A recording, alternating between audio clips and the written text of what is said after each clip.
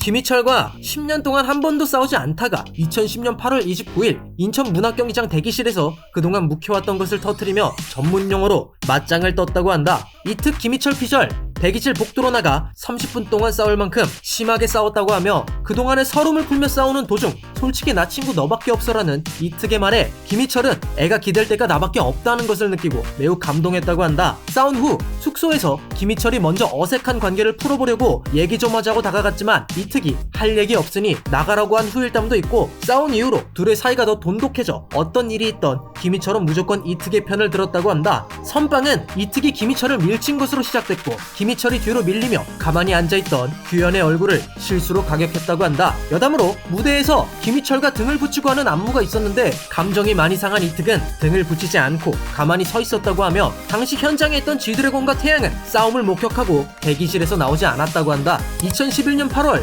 인기가요 생방송 대기 중 오해로 시작된 싸움이 일어났다. 평소에 장난을 많이 치는 슈퍼주니어의 특성상 생방송 대기 중에도 어김없이 이특의 옷을 벗기는 장난을 쳤고 이특은 모든 장난을 받아주다 피곤한 나머지 담요를 뒤집어 쓰고 잠을 자러 갔다고 한다. 이특이 담요를 뒤집어 쓴 것을 이용해 동해가 물을 뿌리는 장난을 치자 이특이 이를 침으로 생각하였고 10년 동안 리더 역할을 해왔는데 여기서 화를 내면 속 좁은 사람이 되겠지라는 생각에 화를 참고 멤버들을 중재시킨 후 잠을 청했다고 한다. 이특이 화났다는 걸 느낀 은혁의 만류에도 불구하고 동해에 물 뿌리기 이특가 시작됐고 2번이나 물을 맞은 이특이 정색을 하며 하지 말라고 단단히 일러뒀지만 곧 교회에서 돌아온 규현이 할까 말까 하는 동해를 대신해 매우 해맑게 이특에게 물을 뿌리고 도망을 쳤다고 한다. 물을 맞고 극대노한 이특은 덮고 있던 담요를 동해에게 던졌고 자기가 아니라는 동해의 말에 바로 옆에 있는 은혁이 범인이라고 생각해 은혁의 머리를 때렸다고 하며 장난을 치기보다 오히려 장난을 말렸던 은혁은 억울한 마음에 자신이 아니라고 소리를 질렀다. 분위기가 이상한 걸 직감한 규현이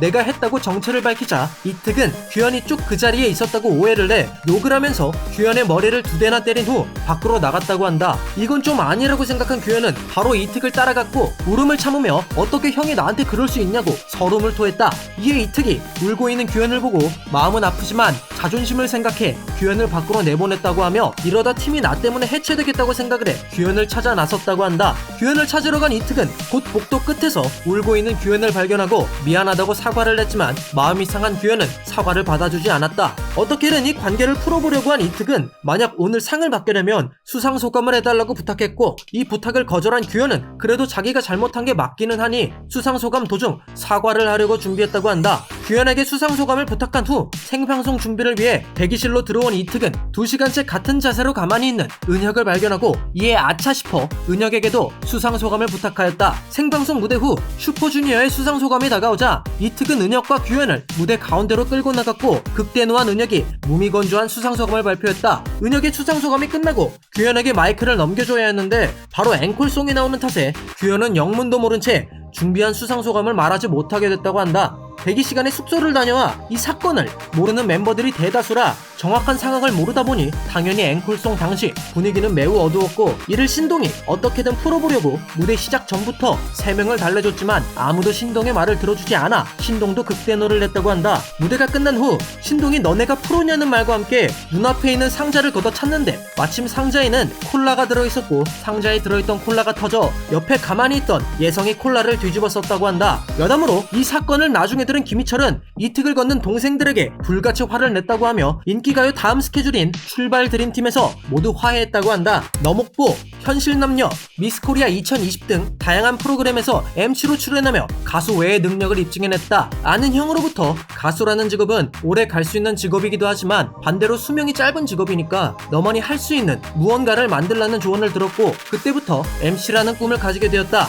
국내에서 손꼽히는 MC가 되고 싶고 가수보다는 MC 쪽으로 활동할 것 같다고 하며 러브파이터라는 프로그램을 시작으로 MC에 자신감이 붙었다고 한다. 강호동의 몇 안 되는 애제자라고 한다. 강호동과 스타킹에서 처음 만났을 때 6개월간 강호동의 멘트를 받아주지 않아 어떻게 하면 저 사람에게 마음을 얻을 수 있을까라고 생각하며 많은 노력을 했고 결국 강호동이 이특을 불러 6개월 동안 지켜봤다. 6개월간 너를 시험해본 것이라고 하며 이특을 인정해줬다고 한다. 스타킹 기자간담회에서 강호동은 이특에 대해 슈퍼주니어의 리더 생활을 했기 때문에 완급 조절이나 배려 부분이 동물적으로 타고났다고 생각한다. 그러면서도 뛰어난 입담이나 순발력이 적재적소에 잘 나타난다고 극찬을 했으며 군 입대 직전 스타킹 회식에서 강호동이 이특을 말없이 안아주며 눈물을 흘렸다고 한다. 여담으로 방송 진행 외에도 인생에 있어서 강호동이 많은 조언을 해줬다고 하며 강호동과 파트너 활동을 할 때 가장 좋은 점으로 상대적으로 얼굴이 많이 작아 보이는 것이라고 한다. 2007년 4월 19일 이특, 은혁, 신동, 규현이 탑승한 차에 펑크가 나 전복되는 사고가 발생한다. 신동과 은혁은 경미한 부상을 입었으나 이특과 규현은 극심한 부상을 입었고 사고 당시 이특은 몸도 못 가눌 정도로 피를 흘리고 있었지만 자신보다 규현이 더 다친 것 같다며 규현 먼저 챙기라고 발언하며 리더의 자질을 보여주었다. 여담으로 이특은 사고 당시 얼굴에 약 30바늘, 등에 약 150바늘을 꿰맬 정도로 심하게 다쳤었다고 하며 규현은 갈비뼈와 골반 골절, 기흉 등으로 인해 중환자실로 입원했었다.